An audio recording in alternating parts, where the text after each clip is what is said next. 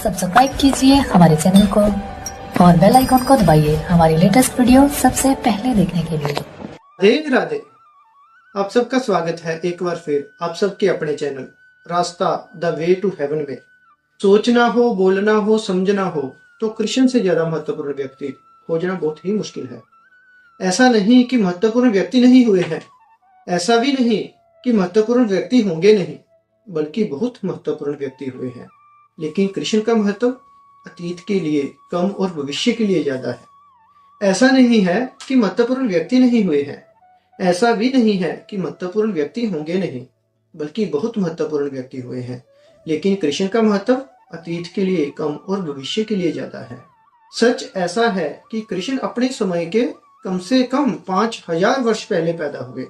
सभी महत्वपूर्ण व्यक्ति अपने समय के पहले पैदा होते हैं और सभी गैर महत्वपूर्ण व्यक्ति अपने समय के बाद पैदा होते हैं। बस महत्वपूर्ण और गैर महत्वपूर्ण व्यक्ति में इतना ही फर्क है और सभी साधारण व्यक्ति अपने समय के साथ पैदा होते हैं। महत्वपूर्ण व्यक्ति अपने समय के बहुत पहले पैदा हो जाते हैं और कृष्ण तो अपने समय के बहुत पहले पैदा हुए थे। शायद आने वाले भविष्य में कृष्ण को समझने में हम योग्य हो सकेंगे। अतीत कृष्ण को समझने में योग्य नहीं हो सका। ये भी ख्याल कर लें कि जिसे हम समझने के योग्य नहीं हो पाते उसकी हम पूजा करना शुरू कर देते हैं। जो हमारी समझ के बाहर छूट जाता है उसकी हम पूजा करने लगते हैं। या तो हम गाली देते हैं या प्रशंसा करते हैं, दोनों ही पूजाएं हैं। एक शत्रु की है और दूसरी मित्र की है। जिसे हम नहीं समझ पाते उसे हम भगवान बना लेते हैं। असल में अपनी नासमझी को स्वीकार करना बहुत ही कठिन है। दूसरे को भगवान बना लेना बहुत आसान है, लेकिन दोनों एक ही सिक्के के दो पहलू हैं। जिसे हम नहीं समझ पाते उसे हम क्या कहें, उसे हम भगवान कहना शुरू कर देंगे। भगवान कहने का मतलब है जैसे भगवान को नहीं समझ पा रहे वैसे ही इस व्यक्ति को भी नहीं समझ पा रहे। जैसे भगवान अबुझ है वैसे ही व्यक्ति भी अबुझ है। जैसे भगवान रहस्य है वैसे ही ये व्यक्ति भी रहस्य है। जैसे भगवान को हम नहीं छू पाते, ना ही पकड़ पाते हैं, ना ही स्पर्श कर पाते हैं, वैसे ही इस व्यक्ति को भी नहीं छू पाते, नहीं पकड़ पाते हैं। जैसे भगवान को सदा ही जानना शेष रह जाता है वैसे ही ये व्यक्ति भी सदा जानने को शेष ही रह जाता है। समय के पहले जो लोग पैदा हो जाते हैं उनकी पूजा शुरू हो जाती है। लेकिन अब वो वक्त आ रहा है जब कृष्ण की पूजा से अर्थ नहीं होगा। कृष्ण को जीना शुरू हो सकेगा, कृष्ण को जिया जा सकेगा। ठीक इसीलिए चुना कृष्ण को चर्चा के लिए, क्योंकि आने वाले भविष्य के संदर्भ में सबसे आर्थिक, सबसे सार्थक व्यक्तित्व उन्हीं का है। एक बात कहूं, कृष्ण को छोड़कर दुनिया के समस्त अद्भुत व्यक्ति, चाहे महावीर, चाहे बुद्ध, चाहे क्राइस्ट या कोई और, ये सभी परलोक के लिए जी रहे थे। आने वाले किसी जीवन के लिए, आने वाले किसी लोक के लिए, परलोक के लिए, मोक्ष के लिए, स्वर्ग के लिए। मनुष्य का पूरा अतीत पृथ्वी पर इतना दुख था कि पृथ्वी पर तो जीना ही संभव नहीं था। मनुष्य का पूरा अतीत इतनी पीड़ाओं, इतनी सफरिंग, इतनी कठिनाइयों का था कि इस पृथ्वी के जीवन को स्वीकार करना मुश्किल था। तो अतीत के समस्त धर्म पृथ्वी को अस्वीकार करने वाले धर्म हैं, सिर्फ एक कृष्ण को छोड़कर। कृष्ण इस पृथ्वी पर पूरे जीवन को पूरा ही स्वीकार करते हैं।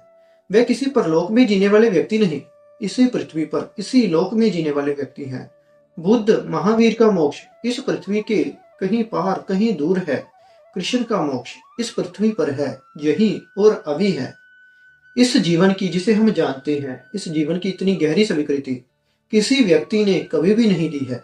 आने वाले भविष्य में पृथ्वी पर दुख कम हो जाएंगे, सुख बढ़ जाएंगे और पहली बार पृथ्वी पर त्यागवादी व्यक्तियों की स्वीकृति मुश्किल हो जाएगी। दुखी समाज त्याग को स्वीकार कर सकता है, सुखी समाज त्याग को स्वीकार नहीं कर सकता। दुखी समाज में त्याग, संन्यास, जीवन को छोड़कर भाग जाना अर्थपूर्ण हो सकता है। सुखी समाज में अर्थपूर्ण नहीं हो सकता, क्योंकि दुखी समाज में कोई कह सकता है सिवाय दुख के इस जीवन में क्या है, हम सब छोड़कर जाते हैं। सुखी समाज में नहीं कहा जा सकता कि जीवन में सिवाय दुख के क्या है, अर्थहीन हो जाएगी ये बात। इसीलिए त्यागवादी धर्म की कोई बात भविष्य के लिए सार्थक नहीं। विज्ञान उन सारे दुखों को अलग कर देगा जो जिंदगी में दुख मालूम पड़ते हैं।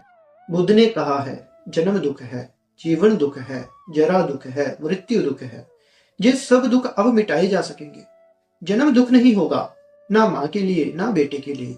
जीवन दुख नहीं होगा, बीमारियां काटी जा सकेंगी, जरा नहीं होगी और बुढ़ापे से आदमी को जल्दी ही बचा लिया जा सकेगा और जीवन को भी लंबा किया जा सकेगा। इतना लंबा किया जा सकता है कि विचारणीय ये नहीं होगा कि आदमी क्यों मर जाता है, विचारणीय ये होगा कि आदमी इतना लंबा क्यों जिए जा रहा है।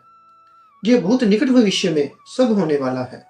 उस दिन बुद्ध का वचन जन्म दुख है, जरा दुख है, जीवन दुख है, मृत्यु दुख है, बहुत समझना मुश्किल हो जाएगा। उस दिन कृष्ण की बांसुरी सार्थक हो सकेगी, उस दिन कृष्ण का गीत और कृष्ण का नृत्य सार्थक हो सकेगा। उस दिन जीवन सुख है और चारों ओर नाच उठेगी ये घटना। जीवन सुख है, इसके फूल चारों ओर खिल जाएंगे। इन फूलों के बीच में नग्न खड़े महावीर का संदर्भ हो जाएगा। इन फूलों के बीच में जीवन के प्रति पीठ करके जाने वाले व्यक्तित्व का अर्थ हो जाएगा। इन फूलों के बीच में जो नाच सकेगा वही सार्थक हो सकता है। भविष्य में दुख कम हो जाएगा और सुख बढ़ता जाएगा। इसीलिए मैं सोचता हूँ कि कृष्ण की उपयोगिता रोज रोज बढ़ती जाने वाली है। आज के लिए इतना ही, आगे की बातें हम करेंगे इससे अगली वीडियो में। तब तक के लिए राधे राधे।